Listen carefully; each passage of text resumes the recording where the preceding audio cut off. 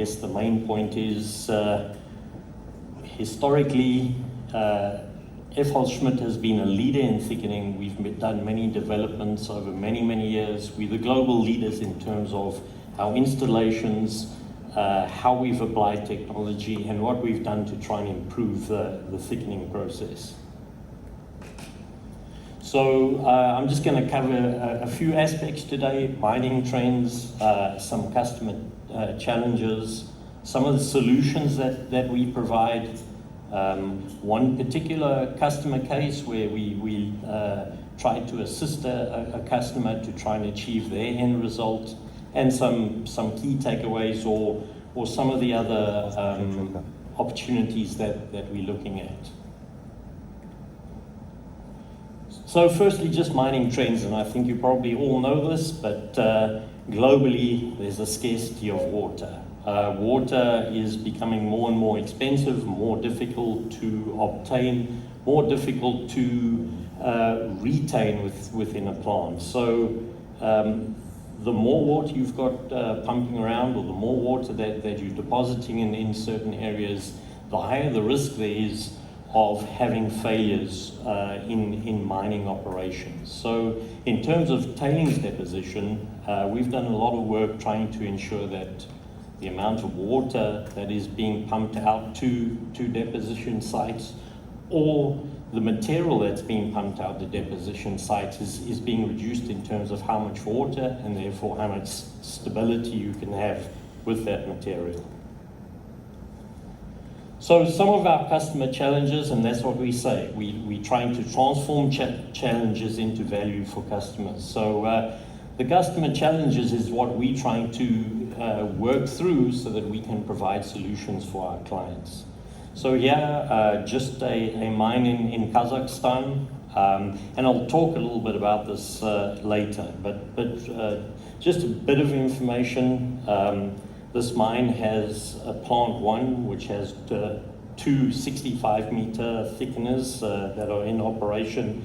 You can see in this photograph here, the plant is in the background. This is a photograph from their deposition site. And obviously, they're pumping out all this material, they're pumping out a lot of water, they have difficulty in terms of climate or temperature challenges, because this is in Kazakhstan. So the less material they pump out, or the less water they pump out, the easier it is for them to process the material. So this plant, they were looking at an expansion. They were pumping this material out on average 61% solids. They had a target of 65% solids, but in instances, this equipment was only producing around 60% solids. So they were pumping way more water out of their plant than they would have liked to. The material was unstable, and therefore they were looking to see how they could improve their operation. And in the new plant that they wanted to build, they wanted to achieve 68% solids.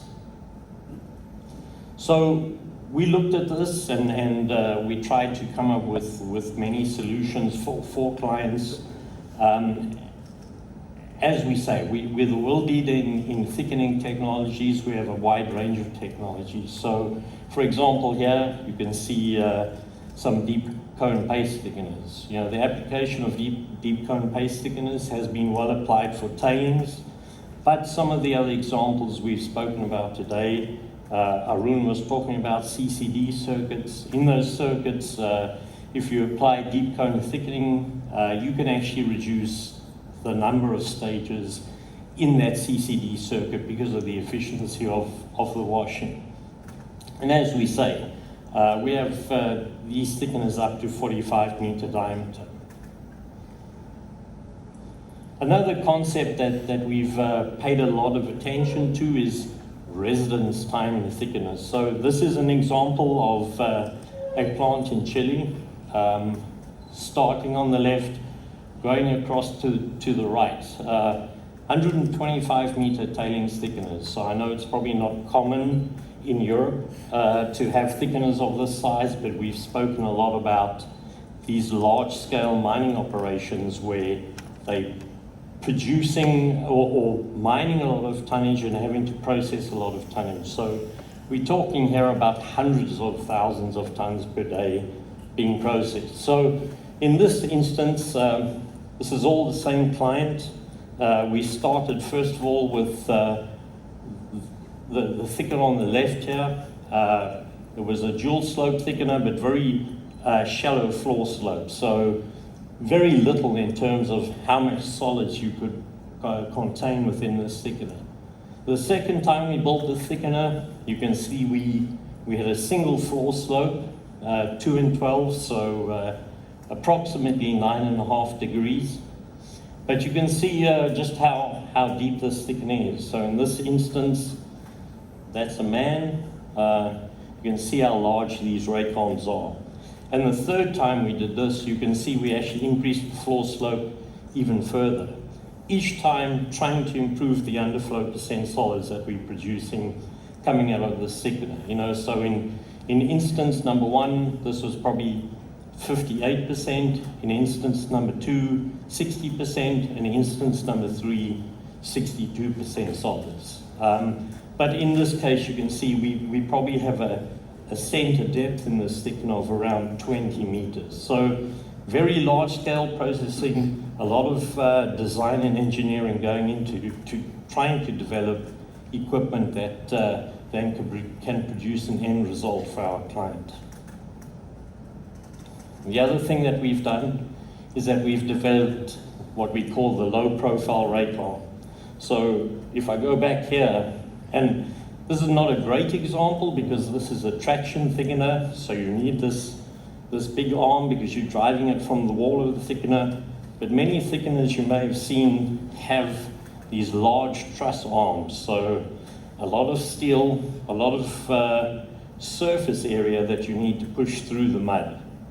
In the instance of the low profile rake arms, what we've done is we've reduced the amount of steel so that the rake arms that are pushing through the high density mud have a much lower surface area, meaning there's a lot less drag, meaning that the torque on your thickener becomes a lot lower.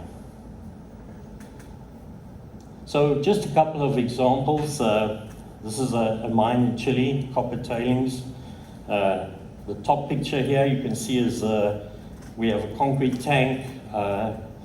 There you can see that prime example of having these truss rake arms with a lot of steel, and therefore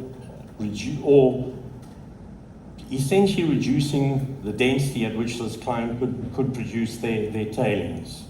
They had to lower the density because there was so much torque on these rake arms. So what we went and did is we made a change from the truss rake arms to these low profile type rake arms. So eliminated steel, reduced the surface area to allow them to produce a higher underflow density. And as you can see, originally thickeners were performing at around 62 to 63% solids.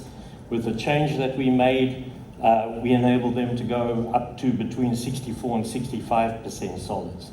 And at a high tonnage of material going through a thickener, that's quite the improvement for them. Not only in terms of what they're sending out, but what the amount of water that they're retaining within the plant. Another example is a Canadian mine. You can see now we've inverted this. So this is the original design on the 65 meter thickener. This was a competitor's thickener. They were, again, having issues with the underflow percent solids in this thickener. They had originally intended to achieve between 63 and 64% solids. They continuously were only achieving around 61% solids. So we went in, we made the change, we made this design change from the truss arms to the low profile arms.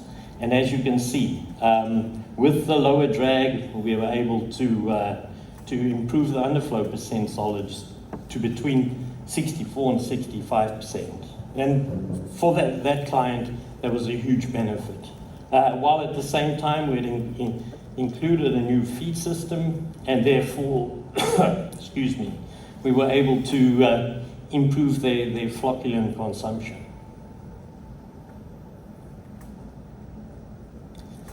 So part of the concept that we're looking at here, and the development that we further improved on the thickener was the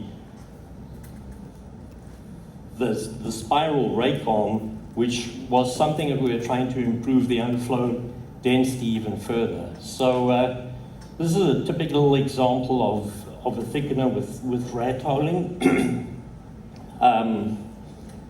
In many instances, the clients are trying to pump too much through the thickener and expecting too much from the thickener without considering what they're doing in terms of solids retention.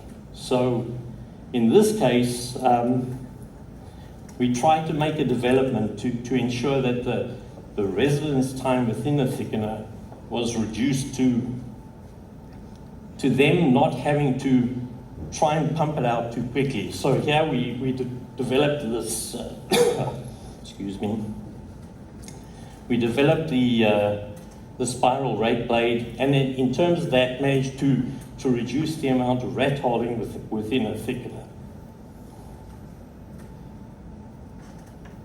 Here you can see the design concept. We have these inner spiral rake blades. And what we're doing here is we're actually eliminating the inner blades on the thickener and replacing them with these long spiral rake blades. So in a way, we're retaining the solids within the thickener longer than what they would typically remain in there.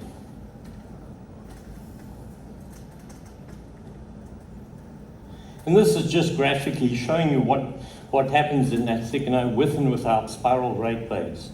So in this instance, you can see material is getting to the discharge of the thickener a lot quicker than in the instance with the spiral rake blade. So here you can see materials retained and then starts leaving the thickener. In this instance, leaving the thickener a lot quicker. So just back to this customer case, back to the Kazakhstan mine. As I say, these 3 deep cone thickeners we installed at that site. Here's the internal of that thickener. You can see the inner spiral rake blades. And what we have here is we have a 30-degree floor slope. So in this case, there was a lot of material trying to be discharged from this thickener very quickly. With the spiral rake blades, we're able to retain that material and also then ensure that there's a more continuous, oh, thank you, appreciate that, thank you. A more continuous and more consistent underflow discharge so that we're not now producing this rat holing within the thickener. We're actually maintaining the material and achieving a more consistent underflow density. And here's what we saw out of that thickener. This was the original plant, as I say, operating at around 61, 62% solids. There you can see the upper curve. That was our 3 thickeners, our 3 deep cone thickeners, consistently operating at around 67, 68% solids. So a very big improvement in terms of what they were getting out of their plant. So just a summary of that. We had our challenges, so although we were putting in this new design, there were certain instances where they had some mechanical issues because it was now an extremely high tonnage.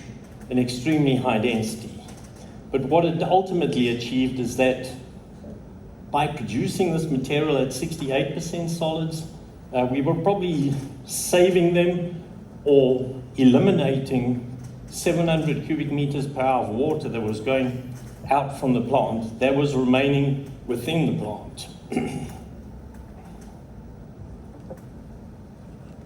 And therefore, obviously, in terms of this dam that they were trying to ensure they had better life, they had less water on the dam, plus at the same time more the issue of safety, there was improvement in that. They were very happy to be able to be sending a higher percent solids out to the dam. While obviously reducing the torque on their thickeners. So just quickly, a few other applications of this. We've done this in a number of places now, applying this, the inner spiral rake blade. This is a thickener, a gold thickener up in Canada. We've again applied this technology. We've done a thickener in Mauritania to improve the underflow percent solids. And then this is what we're looking at, one of those original thickeners that I showed you with the 3 different high densities with the different floor slopes. You can see what we've done here is we've also applied that. That thickener is not yet in operation, but we certainly hope to improve those underflow densities even further. So, as I say, originally started at 58% solids, went to 60% solids, then 62% solids, and then in this instance we are hoping to be able to increase that even further to around 64% solids. And I think if this will work, this will give you a good idea of how that inner spiral blade operates.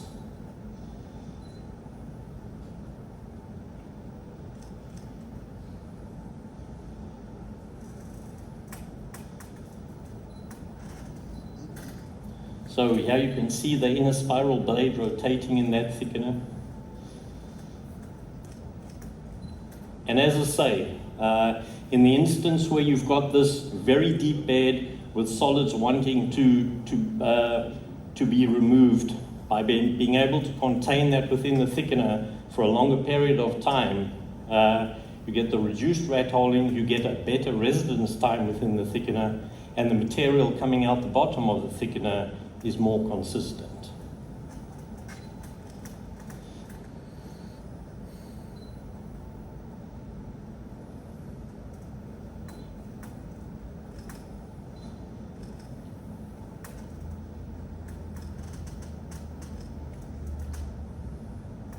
There's what I was indicating. The rat holing in a thickener typically that you would see with the inner spiral rake blade, you're managing to maintain this material within the thickener for a longer period of time and getting a more consistent outflow from the thickener, with that being the second curve.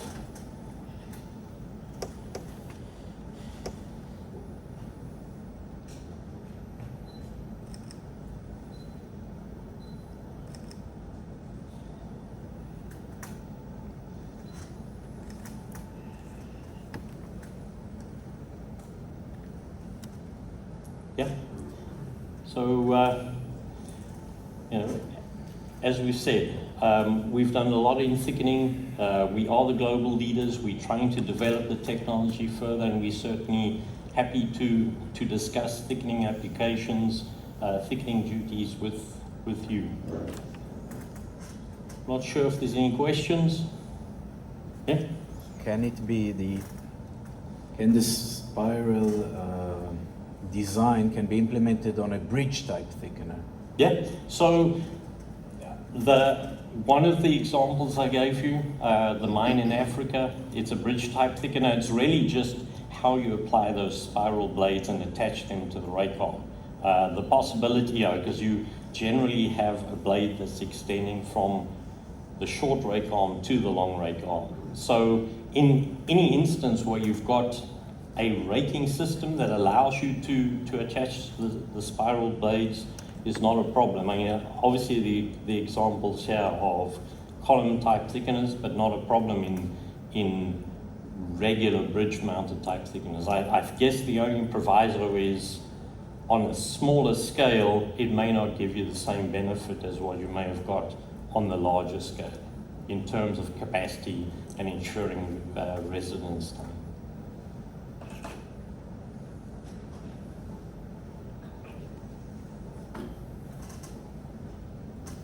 Okay, please.